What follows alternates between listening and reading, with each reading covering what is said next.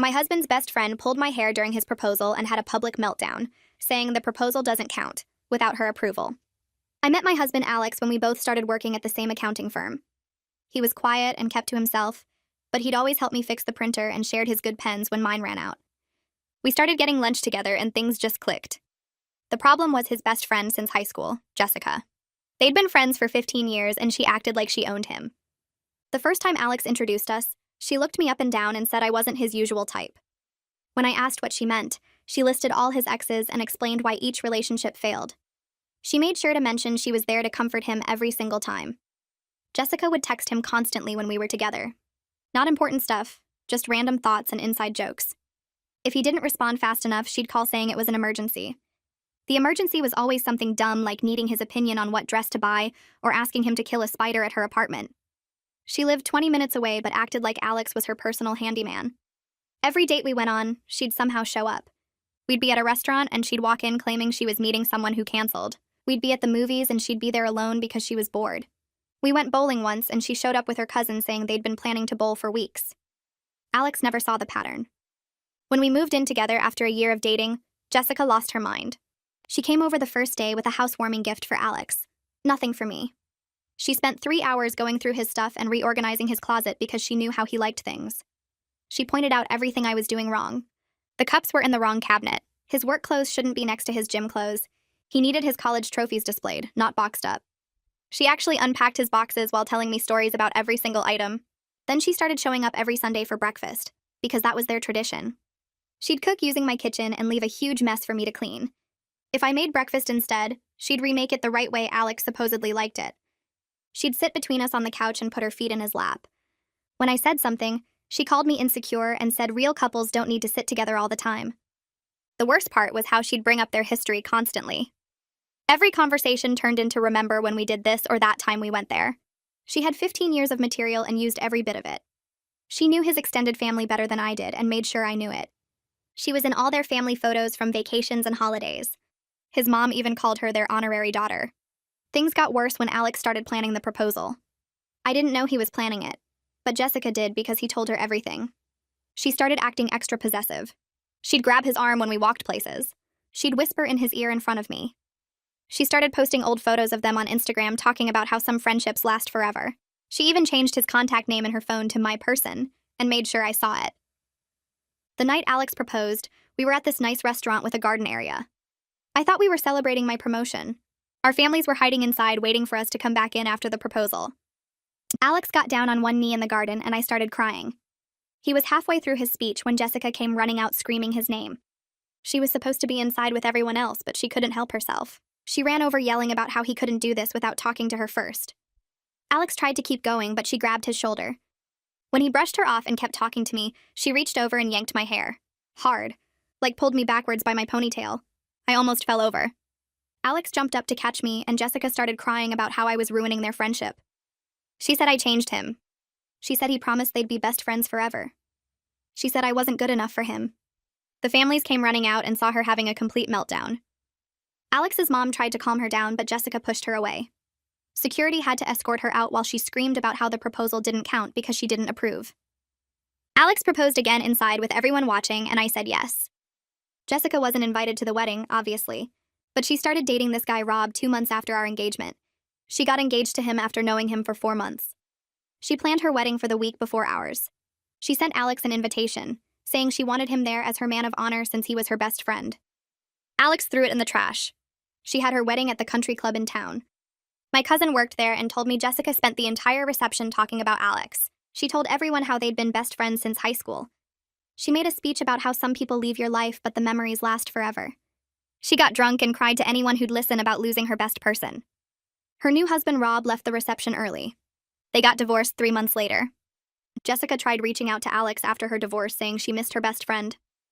Alex didn't respond. She showed up at our house on our anniversary with a gift for him. I stand in my doorway on our anniversary evening, staring at Jessica holding a wrapped gift box with Alex's name written on it in her handwriting. Something inside me snaps after months of her invasions.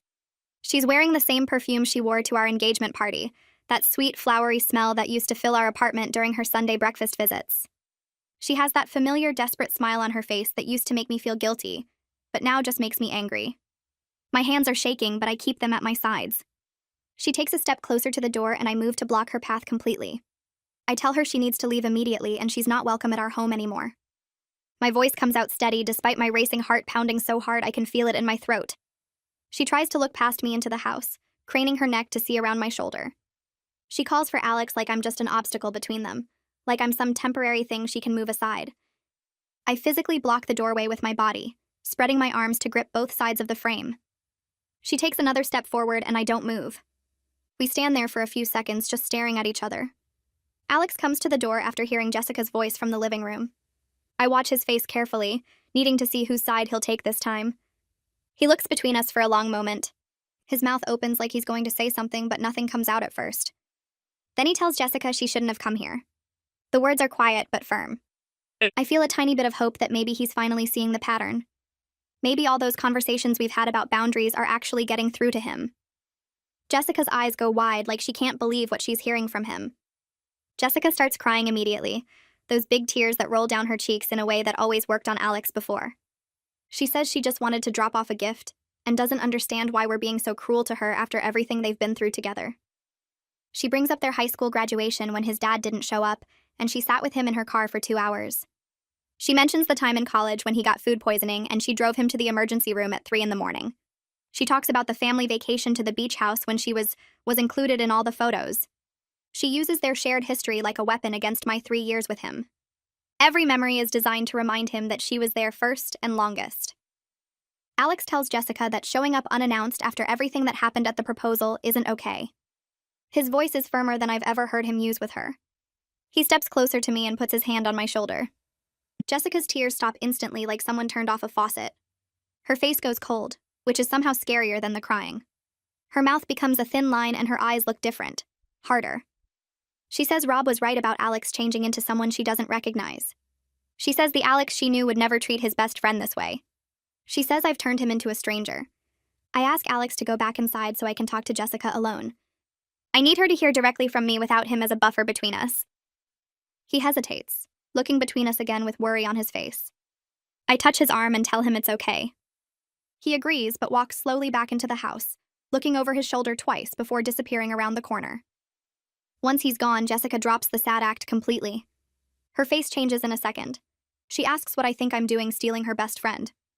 The way she says it makes it sound like I committed a crime. She crosses her arms over her chest and shifts her weight to one hip. I tell Jessica that Alex is my husband, not her possession. I remind her that her behavior at the proposal was assault witnessed by everyone we care about. I mention the security guard who had to escort her out while both our families watched. She laughs, actually laughs, and says, I'm being dramatic about a little hair pulling. She says I'm too sensitive and that Alex always dated girls who could take a joke. She rolls her eyes and shakes her head like I'm the one being unreasonable. I realize in that moment that she genuinely doesn't see what she did as wrong. In her mind, pulling my hair during a proposal is just being playful or showing emotion. Jessica says she's known Alex since they were 15, and I've only been around for 3 years. She asks who do I think he'll choose if I make him pick between us. She says their friendship has survived every girlfriend he's ever had, and I won't be any different. I tell her that's exactly the kind of thinking that got her escorted out by security. I explain that healthy friendships don't operate on ownership or competition. I say that real friends support each other's relationships instead of sabotaging them. She rolls her eyes like I'm lecturing her about something she already knows. She says I don't understand their bond because I wasn't there for all those years. I take the gift box from her hands before she can pull it away. I tell her I'll make sure Alex gets it. Then I close the door while she's still standing there looking shocked that I dismissed her. I lock the deadbolt and the chain. Through the window next to the door, I watch her stand on our porch for a full 2 minutes. She just stands there staring at the closed door like she's waiting for it to open again. Finally, she walks back to her car parked on the street. I'm shaking but also feel stronger than I have in months. My hands are trembling as I set the gift box on the entry table. Alex is sitting on the couch looking miserable when I come back inside. His head is in his hands and he doesn't look up when I walk in. He apologizes for Jessica showing up and ruining our anniversary dinner plans. We were supposed to go to that Italian place downtown, the one where we had our first date. I sit next to him with the gift box between us on the couch cushion. I tell him we need to have a serious conversation about what happens next with Jessica. I say this pattern can't continue into our marriage. He nods but doesn't say anything yet. The gift box sits there between us like a physical reminder of the problem we need to solve. I pull the wrapping paper off the box and lift the lid. Inside is a framed photo of Jessica and Alex at their high school prom. They're both dressed up, Alex in a tux that's slightly too big, and Jessica in a blue dress with her hair curled. They look so young and happy. Alex leans over my shoulder to see what it is and goes completely still. I watch his face as he stares at the photo. His jaw tightens and something changes in his eyes, like he's seeing something for the first time instead of just looking at an old memory. He reaches out and takes the frame from my hands, turning it over to check if there's anything written on the back. There's nothing. Just the photo of the two of them from 15 years ago, strategically chosen and wrapped and delivered to our house on our anniversary. The message is clear without any words needed. Jessica wants him to remember when it was just the two of them, before I existed in his life. Alex sets the frame face down on the coffee table and rubs his hands over his face. He sits there quiet for a long minute before he starts talking. He tells me he's been making excuses for Jessica's behavior for years because she's always been intense and he just got used to it. He says managing her feelings became normal and he learned it was easier to just go along with what she wanted than deal with the fallout. I listen without interrupting because I can tell he needs to get this out. He talks about high school, how Jessica would threaten to hurt herself whenever he tried to hang out with other friends without including her. She'd call him crying in the middle of the night saying she took pills or cut herself and he'd panic and rush over. It always turned out to be nothing serious or sometimes completely made up, but it trained him to drop everything when she said she needed him. He learned early that excluding her meant dealing with manufactured emergencies and guilt trips that lasted for weeks. It became easier to just bring her along to everything than face the aftermath of leaving her out. I feel sick listening to this. I ask him if he realizes that what he's describing is manipulation, not friendship. He gets defensive immediately, saying Jessica had a rough childhood and he was her only stable relationship. Her parents fought constantly and her dad left when she was in middle school. She latched onto Alex and his family because they gave her the stability she didn't have at home. I tell him I understand that her childhood was hard, but explaining her behavior isn't the same as excusing it. I say his loyalty to her, while coming from a good place, has enabled her to never develop healthy ways of dealing with her emotions or respecting other people's boundaries. She's 30 years old and still using the same tactics she used in high school because they keep working on him. Alex argues that I don't understand how bad things were for her growing up. I cut him off and say that plenty of people have difficult childhoods and don't assault their best friend's fiancé during a proposal. Trauma doesn't give someone the right to traumatize other people. His jaw clenches, but he doesn't respond right away. We sit there in tense silence with that prom photo between us like evidence in a trial. I check the time on my phone and it's almost 9. I tell Alex we need to talk through specific examples because I don't think he sees the full pattern yet. He nods and settles back into the couch cushions looking exhausted. I start with the easy stuff, the constant emergencies that always seem to happen during our dates. Alex tries to defend it at first, saying Jessica does have anxiety and sometimes she really does need support. I ask him to think about the timing. Every single time we had plans, especially important ones, Jessica would have a crisis. Our first anniversary dinner got interrupted because she called crying about a fight with her mom. The night we were going to look at apartments together, she needed him to come fix her sink immediately. When we went to his company holiday party, she texted 15 times about being depressed and alone. Alex goes quiet as I list them out. I can see him thinking back through the memories and recognizing what he missed before. I bring up how she always showed up at the same restaurants and movies we went to. He tries to say it was coincidence at first, that they have similar taste. I remind him about the bowling incident where she claimed she and her cousin had plans there for weeks, but her cousin looked completely confused when they arrived. I mention how Jessica always knew where we'd be even when Alex didn't tell her directly, how she must have been checking his location or credit card statements or social media. The showing up wasn't random. It was surveillance. Alex's face goes pale. He admits he gave her access to his location sharing years ago when they were in college, so she could find him at parties if she got separated from her friends. He never turned it off. I ask if he's checked whether she still has access, and he pulls out his phone immediately. His hands shake a little as he opens the settings. She's still there in his location sharing list. He stares at it for a long moment before removing her access. I move on to the housewarming visit, how she spent 3 hours reorganizing his stuff and pointing out everything I was doing wrong. Alex starts to defend it, saying she was just trying to help, but then he stops himself. He remembers how she positioned his college trophies in the most prominent spots and put away the photos of us that I'd unpacked. She wasn't helping. She was marking territory, making sure the apartment felt more like his and Jessica's shared space than his and mine. He looks genuinely disturbed as the pieces click together. The Sunday breakfasts where she'd remake anything I cooked and leave messes for me to clean up. The way she'd sit between us on the couch and put her feet in his lap. How she'd call me insecure for wanting to sit next to my own boyfriend. Alex keeps saying he thought she was just being Jessica, that her intensity was part of who she was and he'd accepted it. I tell him that's exactly the problem. He normalized behavior that should have been addressed 15 years ago, and now we're dealing with a 30-year-old woman who pulled my hair during a proposal because she couldn't handle not being the center of his attention.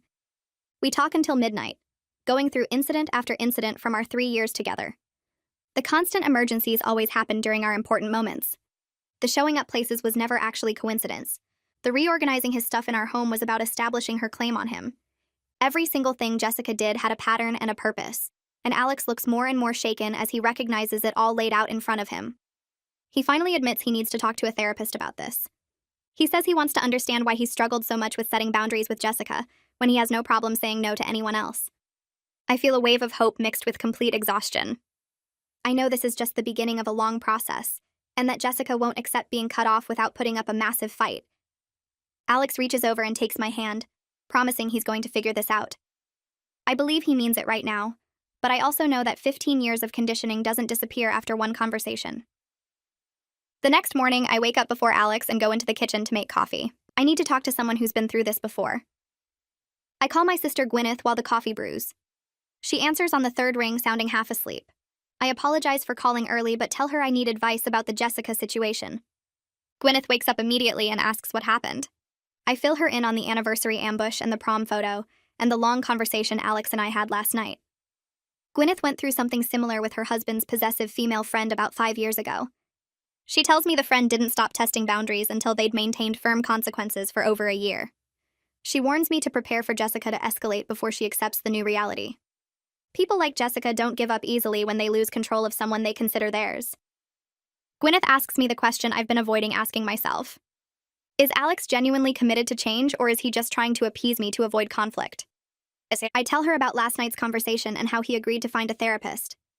Gwyneth says those are good signs, but the real test will be how he responds the next time Jessica creates a crisis. She tells me to watch his actions, not his words. It's easy to agree to boundaries when Jessica isn't actively pushing against them. I thank her for the reality check and promise to keep her updated. After we hang up, I sit at the kitchen table with my coffee and think about what comes next. Monday morning, I go to work feeling like I didn't sleep at all, even though I got 7 hours.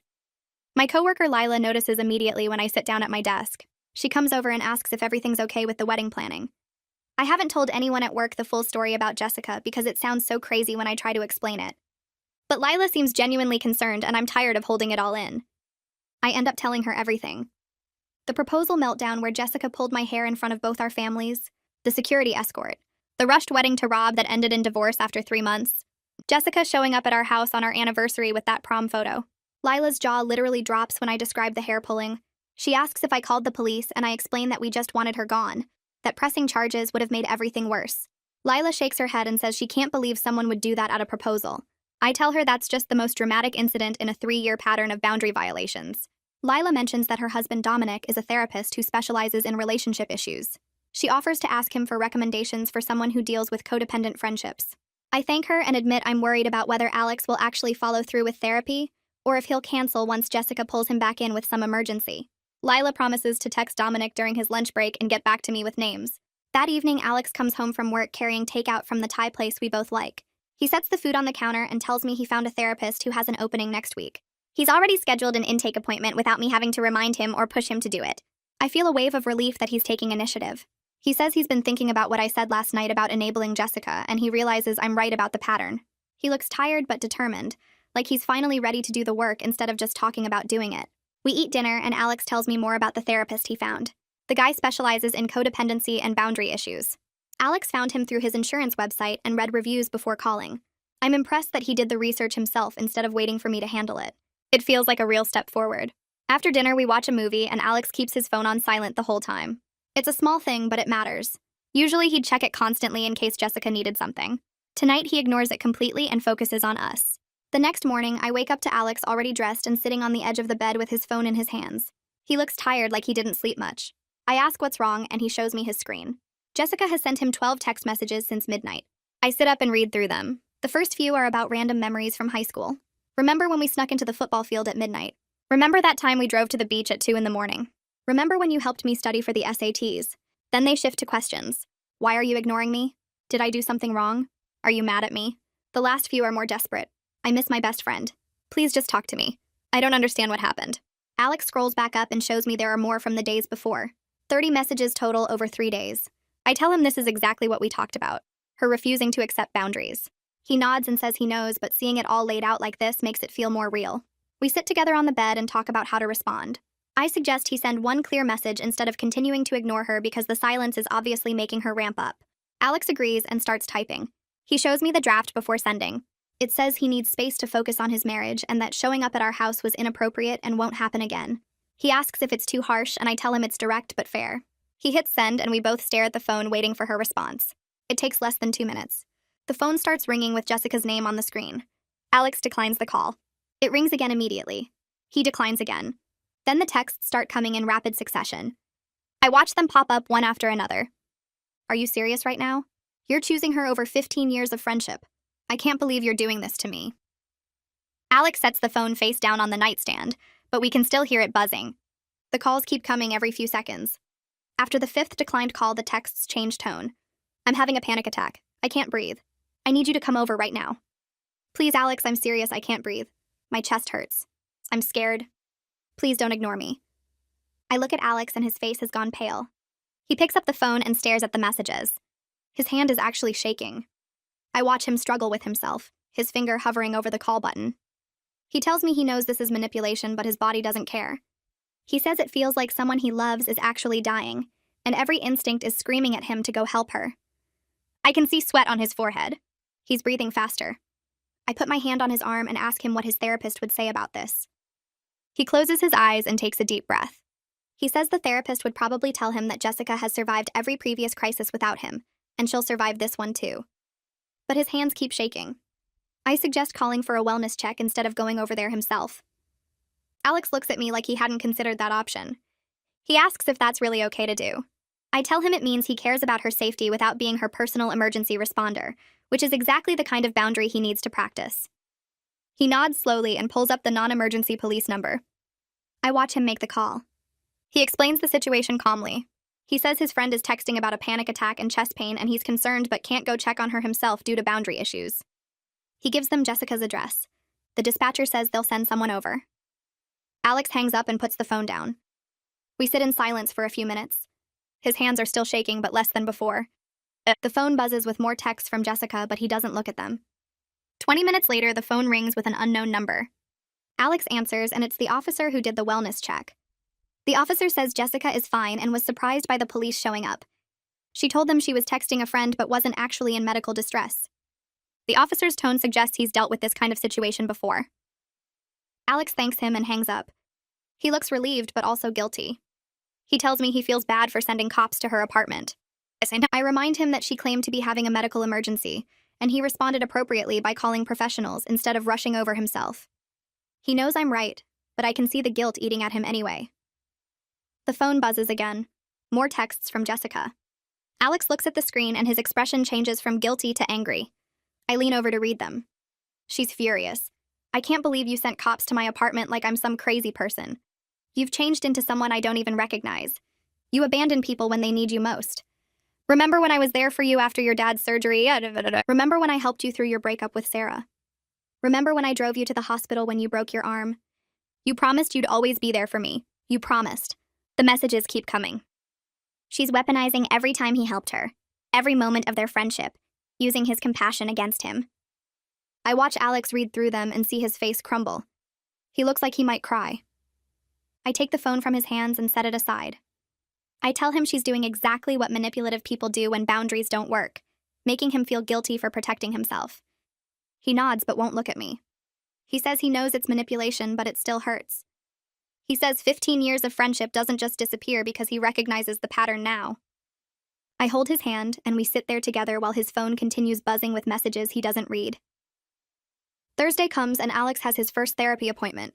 He leaves work early, and I wait at home trying not to think about what he's telling the therapist. He comes back 3 hours later looking completely drained. His eyes are red like he's been crying. But there's also something different about his posture, like a weight has shifted even if it hasn't been removed. I ask how it went and he sits down heavily on the couch. He tells me the therapist helped him see that Jessica's crises always happen during his important moments. The proposal, obviously. But also when he got promoted at work, Jessica had a family emergency that same week. When we went on our first vacation together, Jessica's car broke down, and she needed him to help her deal with the mechanic. When he told her we were moving in together, she had a medical scare that turned out to be nothing. The therapist laid out the pattern, and Alex says hearing it from a professional made it feel more real than when I said the same things. He sounds almost amazed that he never noticed before. The therapist also talked about enmeshment and codependency, and how Jessica trained him from high school to prioritize her emotional needs above his own. Alex tells me the therapist asked if he ever felt like he couldn't make major life decisions without considering Jessica's reaction first, and Alex realized the answer was yes. He'd been planning his life around her feelings for 15 years without even noticing. Over the next 2 weeks, Jessica tries different approaches. The crisis texts stop after the wellness check didn't work. Instead, she sends funny memes like nothing happened, inside jokes from high school, casual messages about her day. She acts like their conversation about boundaries never occurred. Alex shows me every message, and I can see how much effort it takes him not to respond. He tells me it would be so easy to just reply to one meme, to laugh at one joke, to slip back into the comfortable pattern. But he doesn't. He lets every message sit unread after showing it to me. I watch him fight against 15 years of conditioning with every ignored text. His therapist tells him this is the hardest part, maintaining the boundary when the other person is being nice instead of dramatic. It's easier to stay strong against someone screaming than someone acting like your best friend. Alex says it feels like mourning someone who's still alive. He misses the friendship he thought he had, even though he knows now it was never actually healthy. 2 weeks after his first therapy session, we decide to have a do-over anniversary celebration. We pick a nice Italian place downtown that we've been to before. I wear the dress I was going to wear on our actual anniversary before Jessica showed up. Alex makes the reservation for 7. We get there right on time, and the hostess seats us at a quiet table near the back. The restaurant is busy but not crowded. We order wine and look at the menus. Alex reaches across the table and takes my hand. He tells me he's proud of us for not letting Jessica control where we go anymore. I squeeze his hand back. We're halfway through our appetizer when I see her walk in. Jessica, with Elena, her cousin, right behind her. My whole body tenses. Alex sees my expression change and turns to look. Jessica hasn't noticed us yet. She's talking to the hostess. I feel my appetite disappear completely. Alex turns back to me and I can see him making a decision. He squeezes my hand tighter and tells me we're not leaving. He says Jessica doesn't get to control where we go or what we do anymore. I appreciate the sentiment, but my heart is racing. I watch Jessica and Elena get seated at a table across the room. Then Jessica turns and sees us. Her face lights up. She starts walking toward our table. Alex lets go of my hand and stands up. I've never seen him confront her in public before. Jessica gets about halfway to us when Alex quietly tells her she needs to leave us alone, or he'll ask the restaurant to have her escorted out. His voice is calm but firm. Jessica stops walking. She looks genuinely shocked that he's standing up to her in front of other people. Elena catches up and grabs Jessica's arm. She apologizes to us and starts pulling Jessica back toward their table. Jessica lets herself be led away, but she's staring at Alex the whole time with this confused, hurt expression. They sit down across the room and I can see Jessica talking rapidly to Elena. Alex sits back down and picks up his wine glass. His hand is steady. He tells me that felt good. I tell him I'm proud of him even though I can barely eat now knowing she's watching us. 5 minutes later, Elena comes back to our table alone. She apologizes again and says she didn't know we'd be here. She says Jessica saw our car in the parking lot and insisted on staying once she realized we were inside. Elena looks embarrassed. She tells us Jessica has been obsessing over Alex for weeks. She says the whole family is worried about Jessica's mental state. She's not eating properly. She's not sleeping. She talks about Alex constantly. Elena says she's tried to get Jessica to see someone, but Jessica insists everyone else is the problem. I appreciate Elena's honesty, even though this conversation is uncomfortable. She tells us she'll make sure Jessica doesn't bother us for the rest of dinner, and then goes back to her table. I watch her sit down and say something firm to Jessica. Jessica crosses her arms and won't look at us anymore. Alex and I finish our dinner without any more interruptions, but I can feel Jessica's presence across the room the entire time. Elena looks at me with this sad expression and tells me something that makes everything click into place.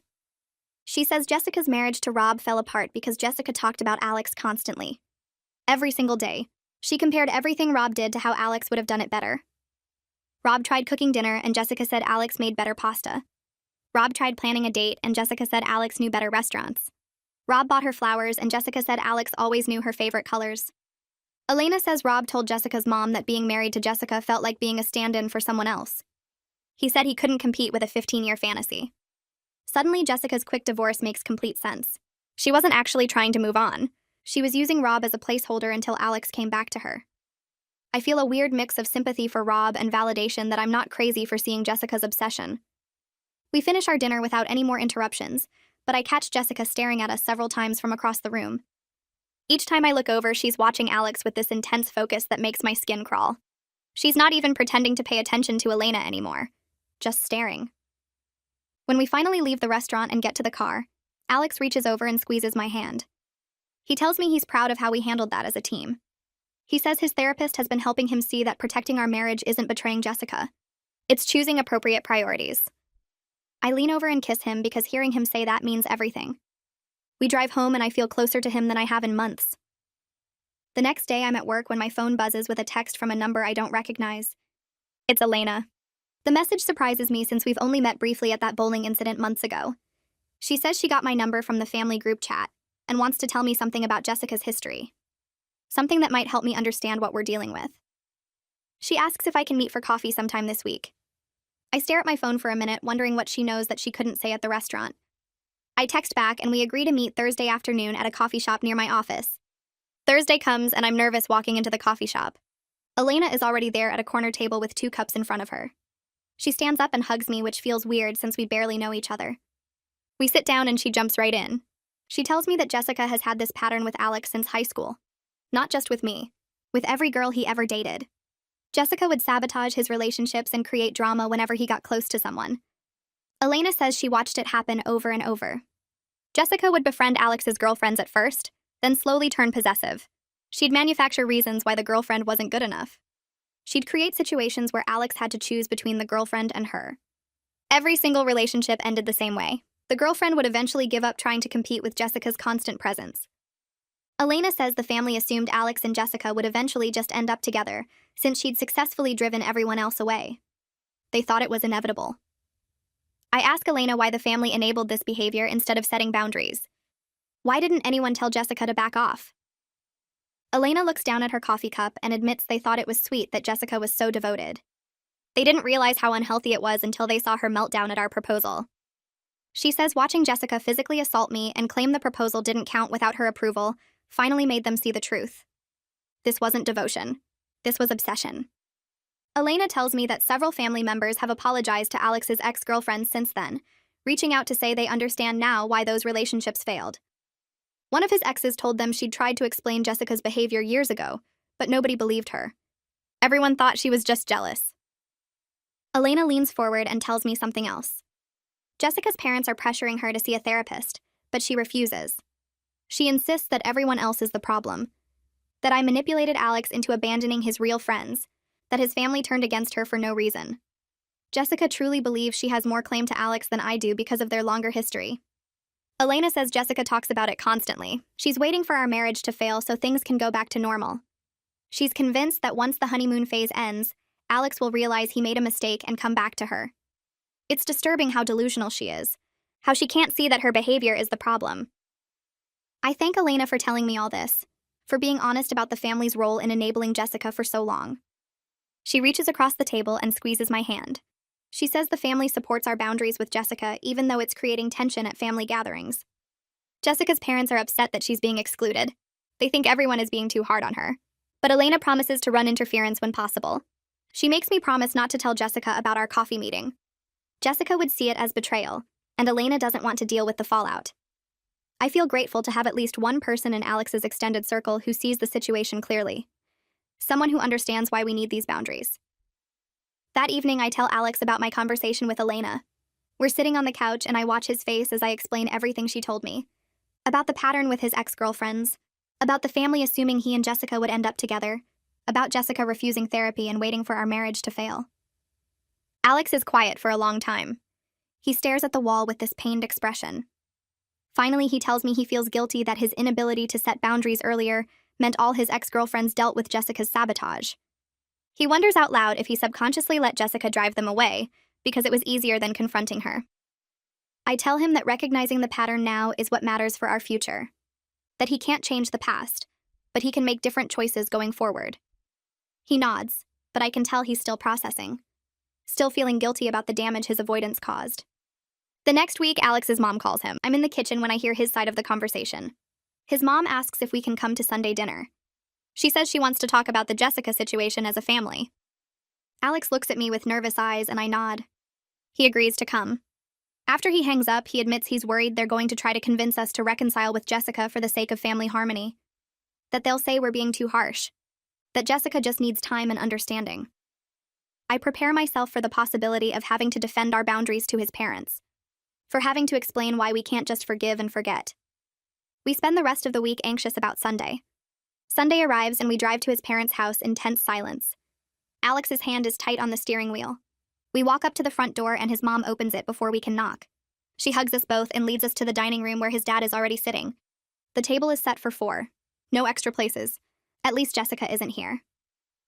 We sit down and his mom brings out food. Nobody talks about Jessica during the meal. We make small talk about work and the weather.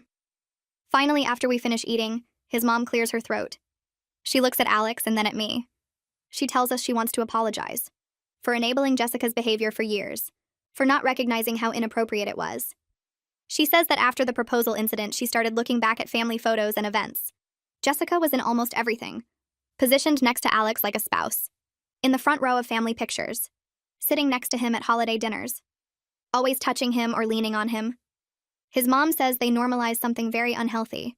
They treated Jessica like she was already part of the family and never considered how that affected Alex's actual relationships. She has tears in her eyes when she finishes talking. Alex's dad clears his throat and leans forward with his elbows on the table. He says they thought Jessica was harmless all these years, that her attachment to Alex was just her way of dealing with her difficult home life growing up. Her parents fought constantly and eventually divorced when she was in middle school. Alex was her stability during all that chaos. They figured she'd grow out of needing him so much once she built her own life. He looks directly at Alex and says they feel guilty for not protecting his relationships better, for making his girlfriends feel like they had to compete with Jessica for space in the family.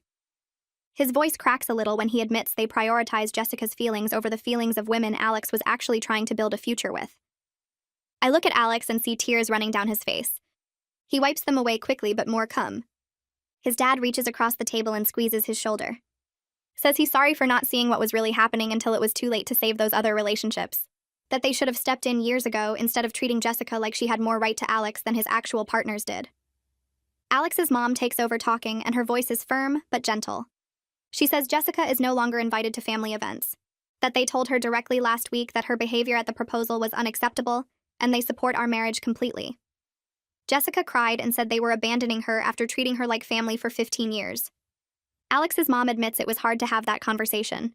They do care about Jessica after knowing her so long. She was at every holiday and birthday. She was in their vacation photos. She called them on Mother's Day and Father's Day. But their loyalty needs to be with their son and his wife now. Not with someone who assaulted me and tried to sabotage our engagement. She looks at me when she says this, and I feel my throat get tight. Finally being prioritized by his family after months of feeling like the outsider means more than I expected it to. Alex reaches under the table and takes my hand. We drive home in silence, but it's a comfortable silence this time. Not the anxious kind from the drive there. Alex parks in our driveway and turns to me before we get out. Says he's grateful his parents finally understand. That he was scared they'd try to convince us to forgive Jessica and let her back in. I tell him I was scared of the same thing. We sit in the car for a few more minutes just holding hands. Over the next month, Jessica's attempts to contact Alex become less frequent, but more intense when they do happen. She sends long text messages about their friendship and how much she misses him. One message lists every inside joke they ever had. Another describes in detail the day they met in high school biology class. A third talks about how empty her life feels without her best person in it. Alex shows me each message as it comes in. He doesn't respond to any of them. His therapist sessions are helping him process the guilt and grief of ending a friendship that was never actually healthy. He comes home from therapy looking drained but also more settled each week. I watch him slowly become less reactive to her messages. The first few made his hands shake.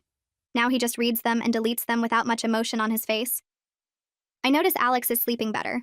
He used to toss and turn all night and wake up tired. Now he falls asleep quickly and stays asleep until morning. He seems more relaxed at home, too. He laughs more, makes jokes, doesn't check his phone every 5 minutes like he's waiting for an emergency.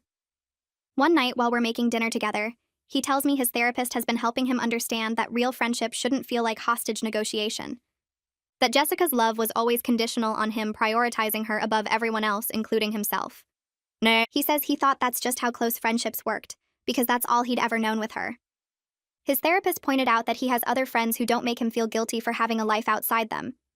That healthy people are happy when their friends find romantic partners and build families. We get a wedding invitation in the mail from Owen, Alex's college friend who moved across the country years ago for a job. Alex gets excited when he sees the envelope, rips it open right there by the mailbox. Owen's wedding is in 2 months in California. Alex immediately pulls out his phone and texts Owen that we'll be there. I watch his face light up in a way I haven't seen in months. He talks about Owen while we walk into the house, how they were roommates sophomore year, how they stayed up late talking about their futures. How Owen was one of the few friends from college who wasn't connected to Jessica in any way. He RSVPs yes for both of us that same evening, pays for our flights without even checking with me first because he's so excited to reconnect with someone from his past who isn't tangled up in Jessica drama. Jessica somehow finds out about Owen's wedding 3 days later. She texts Alex asking if he's really going to celebrate someone else's relationship while abandoning his oldest friend. Says Owen barely knows him anymore after living across the country for 5 years. That real friends stick around through hard times instead of flying off to party with people who forgot about them. Alex shows me the message and we both recognize the manipulation attempt immediately. The guilt trip. The possessive language about being his oldest friend like that gives her ownership. The implication that attending a wedding means he's betraying her. Alex stares at his phone for a long moment. Then he opens his contacts and blocks her number. Just like that. He shows me the blocked contact screen and says his therapist told him it's okay to take that step. That blocking isn't cruel when someone refuses to respect boundaries after clear communication. Jessica starts trying to reach Alex through social media and email after being blocked. She sends friend requests on platforms where they weren't connected, messages him on apps he barely uses, emails him from different addresses when he blocks the first one. We spend an evening adjusting privacy settings on everything, making his profiles private, turning off message requests from non-friends, creating email filters to automatically delete anything from her addresses. It feels extreme but also necessary. Like we're building a fortress to keep her out. Alex says his therapist validated that blocking is appropriate when someone refuses to respect boundaries after clear communication. That we're not being cruel. We're protecting our peace and our marriage. We attend Owen's wedding on a sunny Saturday in San Diego. The ceremony is on a beach with the ocean behind the altar. Alex reconnects with several college friends during the cocktail hour. They all hug him and say they're glad to see him. One guy named Tyler pulled Alex aside while I was getting drinks. I watched them talk seriously for a few minutes. When Alex comes back, he looks thoughtful. Says Tyler told him everyone's glad to see him without Jessica hovering nearby. That they'd all noticed Jessica's controlling behavior back in college, but didn't know how to bring it up without causing drama. Tyler said Jessica would show up to their group hangouts even when she wasn't invited. Would text Alex constantly during guys' nights. Would get upset if Alex made plans that didn't include her. Alex realizes how much Jessica's presence isolated him from other friendships. How people stopped inviting him places because they knew Jessica would either come along or cause problems if she wasn't included. At the wedding reception, Alex is relaxed and genuinely happy in a way I haven't seen him at social events before. He dances with me during the slow songs, laughs with old friends at our table, doesn't check his phone anxiously every few minutes. We dance to upbeat songs and he spins me around, making me dizzy and laughing. He tells me later while we're walking back to our hotel that he didn't realize how much energy he'd been spending managing Jessica's reactions. That every social event used to involve calculating whether Jessica would be upset he went without her. Whether he'd have to deal with angry texts or emergency calls during the event. Whether she'd show up uninvited and make things awkward. Being free of that weight feels incredible. Like he can finally just exist and enjoy moments without constantly monitoring someone else's emotional state. Owen pulls us aside before we leave the reception. The party is winding down and people are saying goodbye. Owen hugs Alex hard and says he's proud of him for finally setting boundaries with Jessica. That he watched her sabotage Alex's relationships for years. He mentions that everyone in their college friend group had bets on whether Alex would ever escape Jessica's orbit. It's said jokingly, but there's real relief in his voice that Alex finally did. Owen says he lost touch with Alex partly because Jessica made it so hard to maintain the friendship. That every time they tried to plan a visit, Jessica would create some crisis that needed Alex's attention. That phone calls were cut short by her emergencies. That it was exhausting trying to be friends with someone who had another person controlling his schedule and emotional bandwidth. Alex looks sad hearing this, but also understanding. He apologizes for letting Jessica drive away good friendships. Owen claps him on the shoulder and says what matters is that Alex figured it out now. That he's building a healthy marriage and that's worth celebrating. We fly home from Owen's wedding and I feel different somehow. Lighter. Alex holds my hand during the flight and doesn't check his phone once. He looks out the window and tells me how good it felt to just be himself at the reception without worrying about managing someone else's emotions. I squeeze his hand and tell him I noticed that he seemed genuinely happy instead of constantly on edge. Nah. He says his therapist has been preparing him for the possibility that Jessica might escalate around significant dates or events. Our anniversary is coming up in 3 months, but he feels ready to handle it with the tools he's learned. I ask what kind of tools, and he explains breathing techniques for when he feels guilty, ways to recognize manipulation tactics, how to sit with uncomfortable feelings instead of immediately trying to fix them. It sounds simple, but I can tell it's been hard work for him. Our actual first anniversary arrives 3 months after Jessica's last contact attempt. We book a bed and breakfast 2 hours away to ensure privacy. Alex turns his phone completely off for the weekend. Not on silent, not face down on the nightstand, completely powered off and left in the car. 6 months ago, this would have been impossible. He would have checked it every 30 minutes just in case Jessica needed something. Now he tells me he wants to focus entirely on us without any Jessica-related stress. The bed and breakfast is this old farmhouse with a wraparound porch and fields that go on forever. We spend Saturday morning walking the property and eating breakfast on the porch. Alex is relaxed in a way I've rarely seen him. His shoulders aren't tight. He laughs easily. We talk about everything except Jessica, and it feels amazing to have a conversation that doesn't circle back to her eventually. During our anniversary weekend, Alex tells me he's been processing a lot of grief about losing what he thought was his oldest friendship. We're sitting on the porch swing at sunset, and he just starts talking. He says he's been realizing it was actually 15 years of manipulation. That Jessica never wanted him to be happy or successful or independent. She wanted him to need her. He says he mourns the friendship he thought he had with her, the person he believed she was. But he's also angry at her for making him believe her possessiveness was love and loyalty. His voice cracks when he talks about all the relationships she sabotaged, all the opportunities he missed because he was busy managing her crises. I hold him while he works through those complicated feelings. He cries a little and apologizes for crying. I tell him he doesn't need to apologize. That grief is normal even when the thing you're grieving was toxic. We return home from our anniversary trip to find a letter from Jessica in our mailbox. My stomach drops when I see her handwriting on the envelope. Alex takes it from me and immediately walks to the outdoor trash can and throws it away without reading it. I follow him outside and ask if he's sure. He says his therapist warned this might happen, that reading it would only give Jessica power, that the healthiest thing is to maintain the boundary without engaging with her attempts to break it. I watch him close the trash can lid and walk back inside. His hands are shaking slightly, but his face is determined. I feel proud of him and also relieved that he didn't even hesitate. I ask Alex if he's curious about what the letter said. We're unpacking our bags and putting laundry in the washer. He stops and thinks about it. He admits he is curious. That part of him wants to know what she wrote. But that curiosity isn't a good enough reason to undo months of progress. He says Jessica knows him well enough to write exactly what would pull him back in. That reading it would be like an alcoholic deciding to have just one drink. He loads the washer and starts it running. I'm impressed by his self-awareness, by how clearly he can see the trap now. 6 months ago, he would have read that letter immediately and probably responded to it. Elena texts me 2 days later to warn that Jessica has been talking about trying to reconcile with Alex. She says the family is concerned Jessica might show up at our house again. I thank her for the heads up and go find Alex. He's in the home office doing work emails. I show him Elena's text and watch his expression. He sighs and says we should install a doorbell camera so we have a record if Jessica violates our boundaries again. I'm surprised he suggests it before I do. We order one that same evening and Alex installs it the next day. He tests it from his phone and shows me how to check the feed. Now we'll know if she shows up even when we're not home. 2 weeks later, the doorbell camera alerts us that someone is at the door. It's a Saturday morning and we're making breakfast together. Alex checks the app on his phone and his face goes tight. He turns the screen toward me.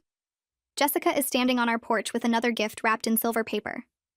Alex and I look at each other and he says we're not answering. We watch through the camera as Jessica rings the doorbell again. She waits.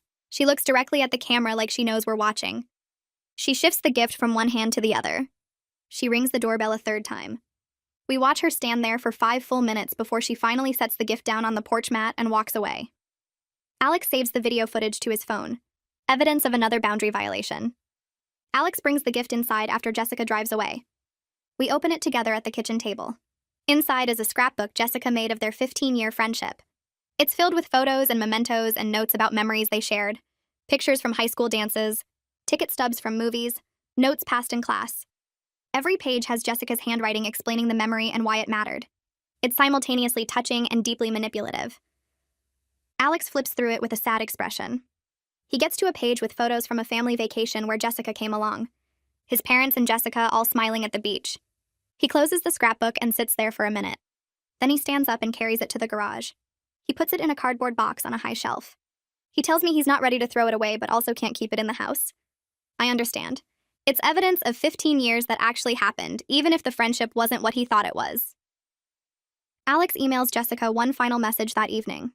He types it at the kitchen table with me sitting next to him. He says that he appreciates their history, but that her inability to respect boundaries means they can't have any kind of relationship.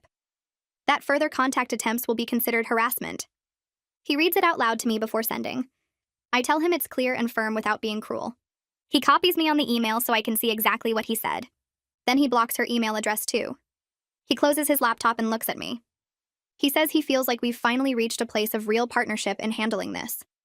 That he's not trying to protect Jessica's feelings at the expense of our marriage anymore. I hug him and tell him I'm proud of how far he's come. Jessica doesn't respond to Alex's final email. Her contact attempts stop completely after that. It's both relieving and slightly unsettling. We keep waiting for another escalation. For her to show up at his work or at our house in the middle of the night. But weeks pass, and nothing happens. Alex brings it up at his therapy appointment, and his therapist says this might be Jessica finally accepting reality. Or it might be her regrouping for a different approach. That we should stay vigilant, but also try to live our lives without constant anxiety about her next move. Alex tells me this while we're getting ready for bed. I ask him how he feels about it. He says he's relieved, but also doesn't quite trust it. That 15 years of patterns don't just stop overnight, but that he's going to try to focus on building our life together instead of constantly looking over his shoulder. The first month without Jessica felt strange, like waiting for a storm that never came. I kept checking my phone expecting her texts.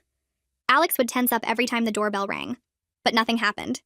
No messages, no surprise visits, no manufactured emergencies. We started sleeping better. Alex stopped having that hunted look he'd worn for months. His therapy appointments continued every Thursday, and he'd come home talking about patterns he'd never noticed before. How he'd learned to manage Jessica's emotions instead of his own. How he'd confused her need for him with actual friendship. He started reconnecting with his college friends through group chats and video calls. People he'd lost touch with because Jessica always monopolized his time. By the second month, I noticed he was laughing more. Making plans without checking if Jessica might show up. We went to movies and restaurants without that constant anxiety. He joined a softball league with guys from work. Started going to happy hours again. Things he'd stopped doing because Jessica would call with a crisis every time. The therapy was working. He set boundaries with his mom when she tried to guilt him about family stuff. He told his coworker no when she asked him to cover her shift for the third time. Small things, but they mattered. 3 months in, we were having breakfast when Elena texted me. Jessica had a new boyfriend, some guy named Ryan she'd met at her gym. Elena said Jessica was already acting the same way with him that she'd acted with Alex. Constant texts, showing up at his apartment unannounced, getting upset when he made plans without her. The family was worried she'd destroy this relationship too. Elena said Jessica's mom had begged her to see a therapist, but Jessica refused. She kept insisting that Alex and I were the problem, that we'd abandoned her, that she'd done nothing wrong. I showed Alex the texts and he just shook his head. He said he felt bad for Ryan but also relieved it wasn't his problem anymore. That he'd spent 15 years trying to fix Jessica and it had almost cost him everything. We talked about whether we should warn Ryan somehow but decided against it. Jessica would just use it as proof we were obsessed with her. Our second anniversary approached and Alex suggested we go back to the restaurant where Jessica had interrupted our do-over celebration. I hesitated, but he said he wanted to reclaim it, to prove we weren't hiding from her anymore. So we made a reservation for the same table in the garden area. The night was perfect, warm but not too hot with string lights overhead. We ordered wine and appetizers, and Alex held my hand across the table. No one interrupted us. No dramatic entrances or manufactured crises. Just us celebrating 2 years of marriage. Alex told me he finally felt like himself again, like he could just be a husband without being someone's emotional support system. He said the therapy had helped him understand that real love doesn't require constant sacrifice. That healthy relationships have boundaries and respect. I told him I was proud of how hard he'd worked to change those patterns. That I knew it wasn't easy breaking free from 15 years of conditioning. We stayed until the restaurant closed, talking about our future. We'd started looking at houses in neighborhoods with good schools. Talking about maybe trying for a baby next year. things we couldn't have planned before because Jessica's chaos took up all our mental space. Life settled into something comfortable after that. We had routines that didn't involve managing someone else's emotions. Weekend brunches with friends, date nights without interruptions, quiet evenings at home. We stayed alert for potential Jessica situations, but didn't let fear control our choices. Alex kept going to therapy even though the crisis had passed. He said he wanted to make sure those codependent patterns stayed broken, that he never wanted to enable that kind of toxicity again.